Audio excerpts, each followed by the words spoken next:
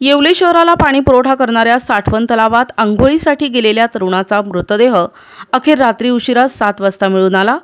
रमजान महिना असल्यानं आणि तलावाला पाणी आल्यानं हे 3 तरुण तलावावर गेले होते। मात्र अयांचा पाय घसरल्यानं तो पाण्यात बुडाला असं प्रत्यक्षदर्शींचं म्हणणं आहे। सायंकाळी 4 वाजेच्या सुमारास स्थानिक तरुणांनी पाण्यात बुडून बेपत्ता झालेल्या तरुणाचा शोध घेण्यास सुरुवात केली। मात्र अथक परिश्रमानंतर सदर बुडालेल्या तरुणाचा मृतदेह मिळून आला।